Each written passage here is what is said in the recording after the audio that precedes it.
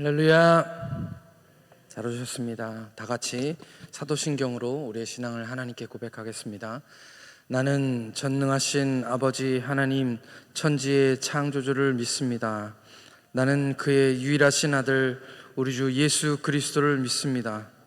그는 성령으로 잉태되어 동정녀 마리아에게서 나시고 본디오 빌라도에게 고난을 받아 십자가에 못 박혀 죽으시고 장사된 지 사흘 만에 죽은 자 가운데서 다시 살아나셨으며 하늘에 오르시어 전능하신 아버지 하나님 우편에 앉아 계시다가 거기로부터 살아있는 자와 죽은 자를 심판하러 오십니다.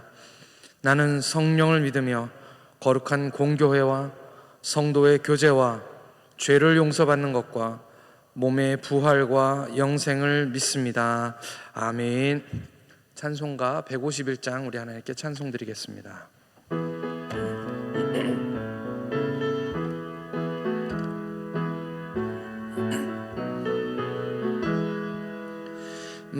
만왕의 왕 내 주께서 왜 고초당했나 이 벌레 같은 나 위에 그 보혈을 흘렸네. 십자가 내가 처음 볼 때에 나의 맘에 큰 고통 사라져 오늘 믿고서 내 눈 밝았네. 참 내 기쁨 영원하도다. 주 십자가 못 박힘은 속죄함 아닌가. 그 긍휼함과 그 은혜 말할 수 없도다. 십자가 내가 처음 볼 때에 나의 맘에 큰 고통 사라져 오늘 믿고서 내 눈 밝았네. 참 내 기쁨 영원하도다. 늘 울어도 은혜 다 갚을 수 없네. 나 주님께 몸 바쳐서 주의 일 힘쓰리. 십자가 내가 처음 볼 때에 나의 맘에 큰 고통 사라져 오늘 믿고서 내 눈 밝았네. 참 내 기쁨 영원히 한 번 더 하겠습니다. 십자가 내가 처음 십자가 내가 처음 볼 때에 나의 맘에 큰 고통 사라져 오늘 믿고서 내 눈 밝았네. 참 내 기쁨 영원하도다. 아멘. 오늘 우리에게 주시는 하나님 말씀은 사무엘상 8장 1절에서 7절 말씀입니다. 사무엘상 8장 1절에서 7절 말씀. 사무엘상 8장 1절로 7절 말씀.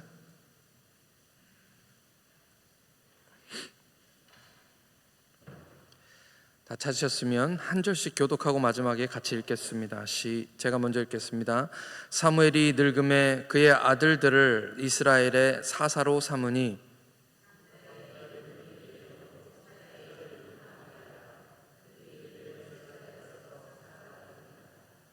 그의 아들들이 자기 아버지의 행위를 따르지 아니하고 이익을 따라 뇌물을 받고 판결을 굳게 하니라.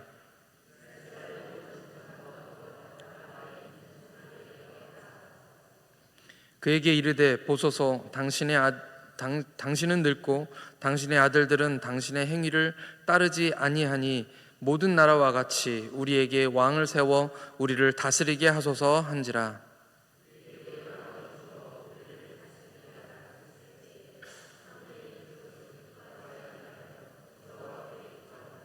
다 함께 하겠습니다. 여호와께서 사무엘에게 이르시되 백성이 네게 한 말을 다 들으라. 이는 그들이 너를 버림이 아니요 나를 버려 자기들의 왕이 되지 못하게 함이니라. 아멘. 함께 다 같이 기도하겠습니다. 하나님 아버지, 은혜를 감사합니다. 이 새벽에 하나님께서 우리를 깨워주시고 불러주시고, 하나님, 이 새벽에 하나님의 말씀으로 우리를 채워주시며 기도로 하루를 시작할 수 있는 은혜를 허락하심 감사합니다.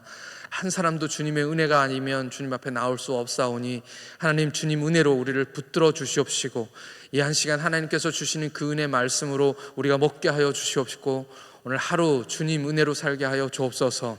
하나님, 우리와 함께 하시며 우리를 다스려 주시옵소서. 감사드리며 우리 구주 예수님의 이름으로 기도하옵나이다. 아멘. 할렐루야. 여러분, 사형리를 아십니까? 사형리 사진 한 번만 보여주십시오. 아마 보신 분들이 많이 계실 것 같습니다. 사형리는 전도책자입니다. 아마 많은 분들이 보셨을 것 같고요, 전도해 보신 분들도 많을 것 같습니다. 저는 다른 전도지들 중에서 이 사형리를 가장 좋아합니다. 왜냐하면 저한테 가장 익숙하기도 하고, 또 제가 볼 때 가장 쉽고 잘 가르칠 수 있는, 전도할 수 있는 좋은 도구이기 때문입니다. 피지에 있을 때 영어로 된 것을 가지고 가서 사람들과 함께 전도를 했었습니다. 사형리에 나오는 또 다른 그림 하나를 보여드리겠습니다. 보시기에 왼쪽에 있는 사진은 내 마음의 보좌에 내가 앉아있는 모습입니다. 그리고 저기 있는 파란 점들은 우리 주위에서 일어나는 일들이고요, 어지럽게 정리가 되지 않은 그런 모습입니다. 그러나 오른쪽에 있는 그림은 어떻습니까? 내 마음의 보좌에 주님이 앉아 계시고 나는 그 발 앞에 앉아 있습니다. 주님이 우리의 마음을 다스리시는 것이죠. 그리고 모든 일은 아주 잘 정리되어 있습니다. 이 그림을 가지고 피지에 있는 한 청년에게 전도를 했습니다.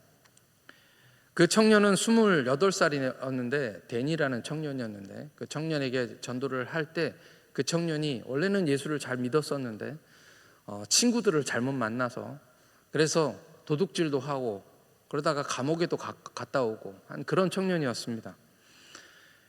그 청년이 이 그림을 보여주고 그 그림을 보고 나서 전도가 끝난 다음에 함께 기도하고, 자기 이 그림 한 장이 자기 인생을 바꿨다라고 그렇게 저한테 고백을 했었습니다.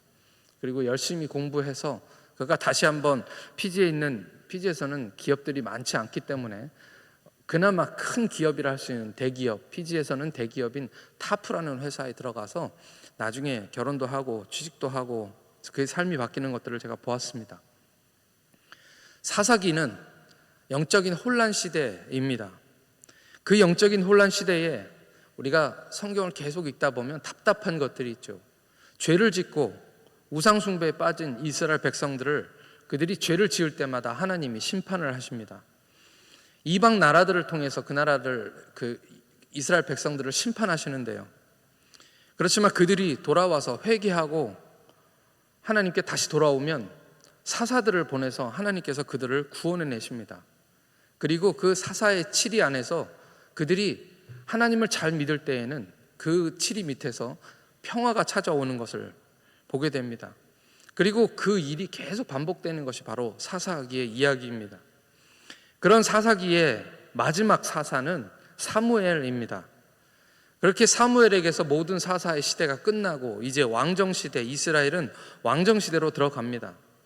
그리고 그 왕정시대를 시작하는 사무엘상이 바로 주제가 무엇이냐면 바로 왕입니다. 왕.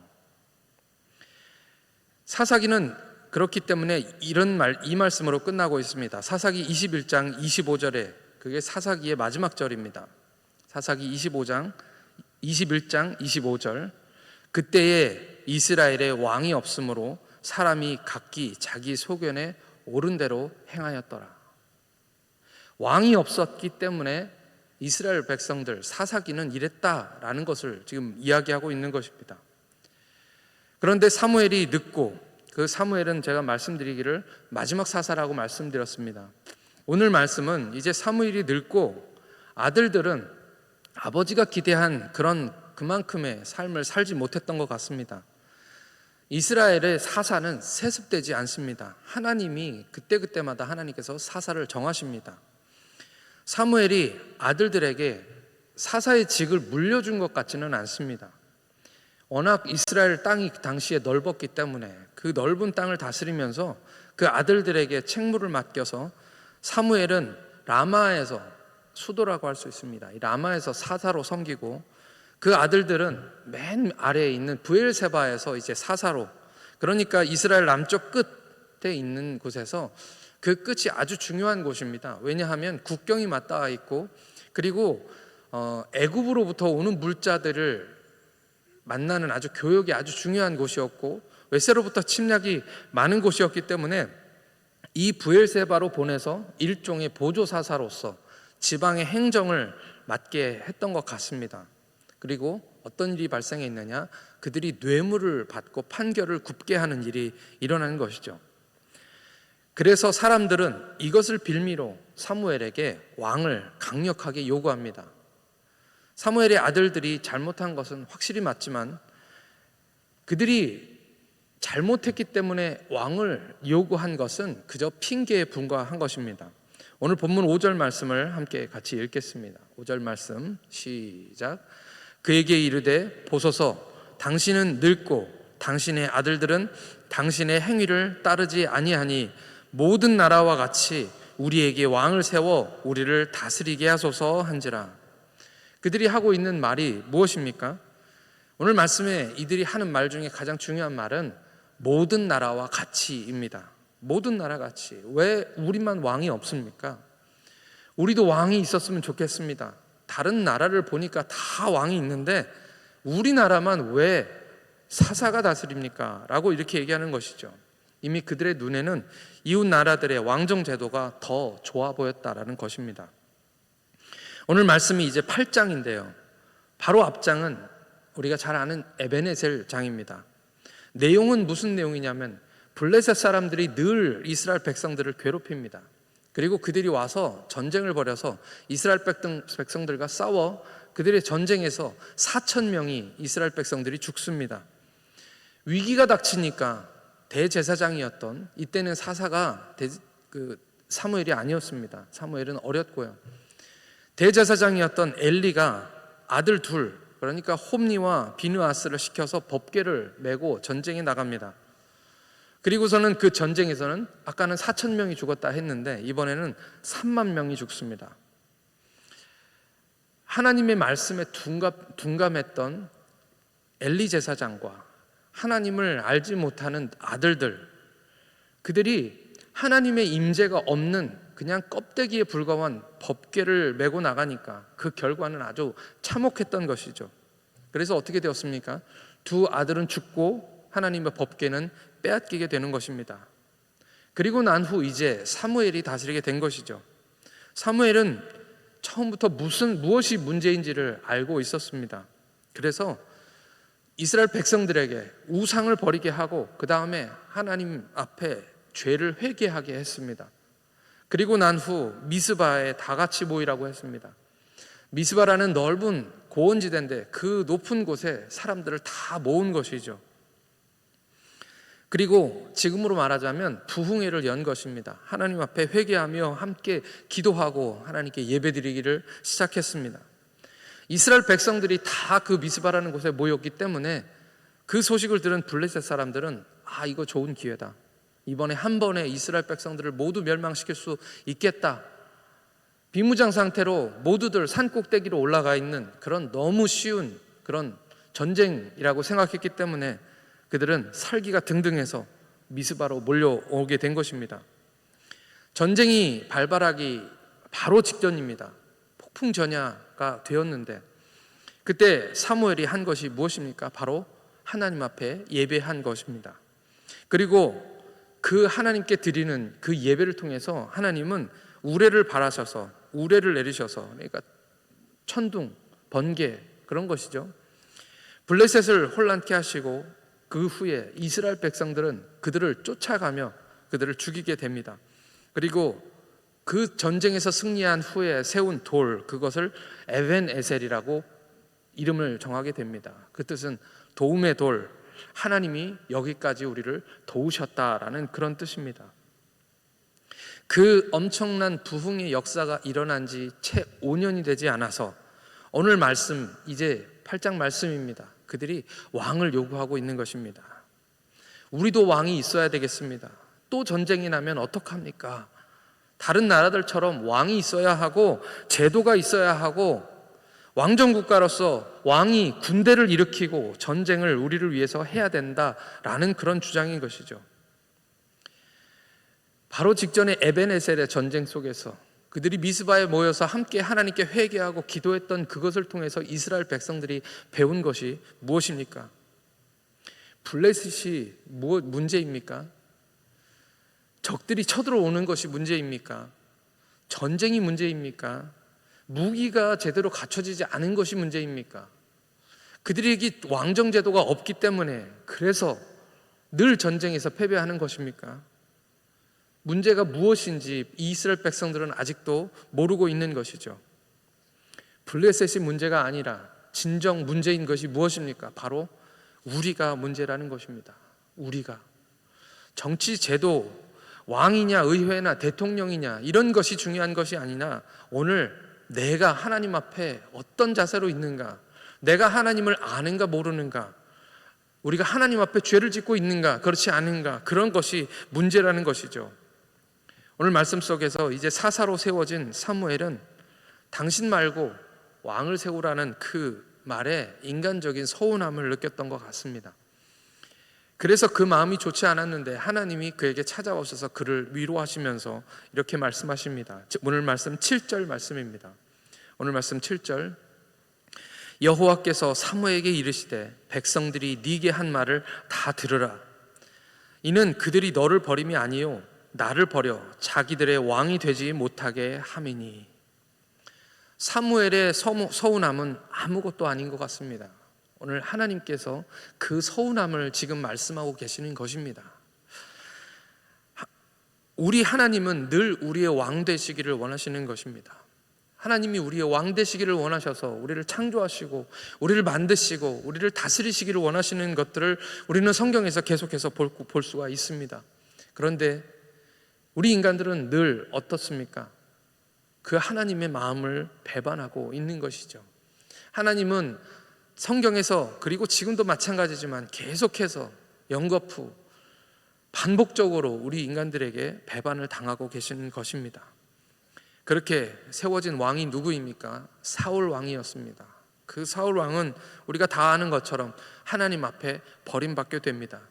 그리고 하나님의 마음에 합한 자로 그 다음에 세워진 왕 다윗은 왕이었지만 하나님의 마음에 합한 사람이었기에 그 스스로가 하나님 앞에 왕 되기를 원하지 않고 하나님이 왕 되시기를 원했던 그런 왕이었습니다. 그런 다윗의 고백이 사무엘상 17장 47절 말씀입니다. 사무엘상 17장 47절 말씀 함께 읽겠습니다. 시작. 또 여호와의 구원하심이 칼과 창에 있지 아니함을 이 무리에게 알게 하리라. 전쟁은 여호와께 속한 것인즉 그가 너희를 우리 손에 넘기시리라. 이 말씀은 아주 유명한 말씀이죠. 어린 다윗이 골리앗을 쓰러뜨릴 때에 그가 성령에 감동되어서 그가 선포했던 말씀입니다. 전쟁은 여호와께 속한 것이다. 하나님께 속한 것이다. 그리고 시편 145편 1절로 다윗이 그 마음을 하나님께 고백합니다. 다 함께 읽겠습니다. 시작. 왕이신 나의 하나님이여, 내가 주를 높이고 영원히 주의 이름을 송축하리이다. 다윗의 마음속에 하나님은 왕이셨습니다. 주님이 다스리시면 우리의 삶의 모든 전쟁은 아무 의미가 없습니다. 모두 끝나게 되는 줄을 믿습니다. 주님께서 다스리지 않는 것이 바로 전쟁이고 그 가운데는 항상 불안함과 두려움과 다툼이 있습니다.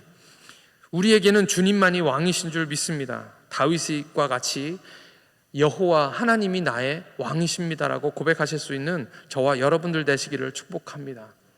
왕이신 나의 하나님, 우리 찬양 있죠. 왕이신 나의 하나님, 내가 주를 높이고 영원히 주의 이름을 송축하리이다.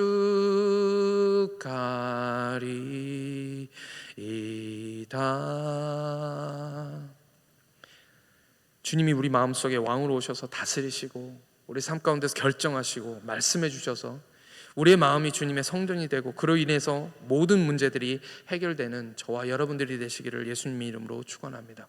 이 시간 다 함께 기도하시겠습니다. 다 함께 기도하실 때 주님, 아직도 우리가 결정권들을 쥐고 있지 않습니까?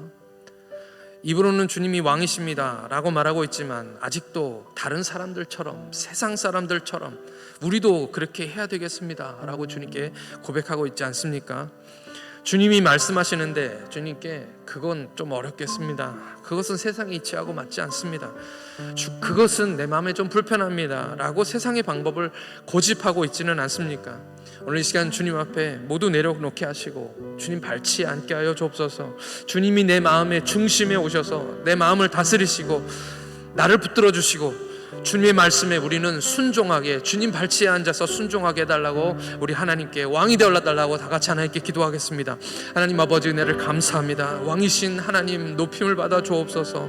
하나님, 우리 삶 가운데 주님은 왕 되시기를 원하시는데 자꾸만 우리는 다른 왕을 찾고 있지 않습니까? 하나님, 우리 마음에 우리가 앉아서 아버지 모든 것을 다스리며 모든 것을 결정하고 싶은 마음들이 우리 마음속에 있지 않습니까? 하나님, 주님 우리를 불쌍히 여겨주시고 주님의 보좌 앞에 아버지 하나님 우리가 나가 앉을 수 있도록 하나님 도와주시옵소서. 내 마음이 주님의 성전이 되고 내 마음이 아버지 하나님이여 정말 주님이 거하실 처소가 되어서 아버지 내 마음 중심에 주님이 계시고 아버지 우리는 주님의 말씀을 듣는 아버지 우리의 삶이 되도록 하나님께서 인도하여 주시옵소서. 욕심이 아버지 하나님, 우리의 불안한 마음들이, 우리의 믿음 없음이 아버지 우리를 자꾸만 아버지 하나님의 마음의 중심에 서게 하고 자꾸만 우리가 모든 문제를 해결하고 싶은 마음에 조급함 때문에 아버지 하나님 자꾸만 우리의 생각을 아버지 하나님께 주장하고 있지는 않습니까? 오늘 우리를 불쌍히 여겨주시고 우리의 마음속에 말씀하여 주셔서 아버지 하나님이여 주님이 우리의 왕 되어 주시옵소서. 우리가 주님을 높이기를 원합니다. 주님을 찬양하기 원합니다. 아버지 우리는 그저 종이오니 하나님 음성을 듣게 하나님 인도해 주시옵시고 오늘 하루도 주님이 다스리시는 아버지 하나님 우리의 삶 가운데 모든 전쟁 가운데서 승리를 이루는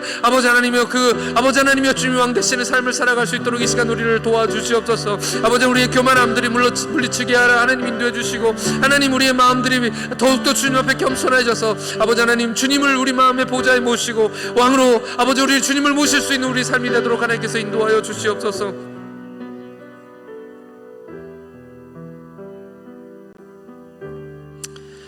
하나님 아버지, 주님의 은혜와 사랑에 감사를 드립니다. 주님은 우리에게 늘 좋은 것을 주시고 주님은 우리가 잘못할 때에도 다시 회개하고 돌아오면 70번씩 7번이라도 용서하시고 우리를 고치시는 하나님이신 줄을 믿습니다. 그러나 우리 인생의 결정적인 순간에 주님께 등을 돌리고 우리의 생각과 우리 마음으로 모든 것을 결정하는 우리의 죄, 우리의 악함들을 용서하여 주옵소서. 주님, 내 마음 보좌에 누가 앉아 있습니까? 내 마음 중심에 내가 앉아 있고 주님이 내 발 밑에 앉아 계시지 않습니까? 모든 것을 내 마음대로 하면서 주님께 도와달라고, 축복해달라고, 왜 안 도와주시냐고 주님의 마음을 아프게 하고 있지는 않습니까? 하나님, 문제는 나입니다. 내가 문제입니다. 주님, 십자가를 바라보며 겸손하게 주님 밟지 않게 하여 주시옵소서. 주님 말씀하시면 순종하겠습니다. 주님이 왕이시고 나는 종입니다라고 고백하게 하여 주시옵소서. 오늘 하루도 하나님 앞에 겸손하게 종의 삶을 살게 하여 주실 줄 믿습니다. 하나님, 여러 가지로 고통받는 우리 성도님들 계십니다. 병 때문에 고통받고 또 아버지 하나님이여 수술을 앞두고 계시는 분들도 하나님 계십니다. 하나님, 수술 후에 완치를 위해서 기도하고 계시는 분들 계십니다. 하나님, 찾아가 주시고 어루만져 주시며 그 마음을 위로하시고 그 마음을 강건케 하시고 치료하여 주시옵소서. 하나님, 수혜로 인해서 고통당하시는 분들 있습니다. 하나님께서 치료하시고 아버지 그 마음에 주 예수 그리스도가 아버지 있게 하여 주시옵소서. 하나님, 수련회를 준비하고 여름 성경학교를 준비하고 있사오니 하나님 모든 교사의 기도에 응답하여 주시옵시고 우리가 함께 온 교회가 기도하며 우리 다음 세대를 위해서 더욱더 뜨겁게 기도하는 우리 모두가 되도록 하나님께서 인도하여 주시옵소서. 오늘 하루 종일 주님이 왕 되심을 고백하고 주님이 다스리시기를 간절히 바라고 원하오며 우리 구주 예수 그리스도의 이름으로 기도하옵나이다. 아멘. 하늘에 계신 우리 아버지, 아버지의 이름을 거룩하게 하시며 아버지의 나라가 오게 하시며 아버지의 뜻이 하늘에서와 같이 땅에서도 이루어지게 하소서. 오늘 우리에게 일용할 양식을 주시고 우리가 우리에게 잘못한 사람을 용서하여 준 것 같이 우리 죄를 용서하여 주시고 우리를 시험에 빠지지 않게 하시고 악에서 구하소서. 나라와 권능과 영광이 영원히 아버지의 것입니다. 아멘.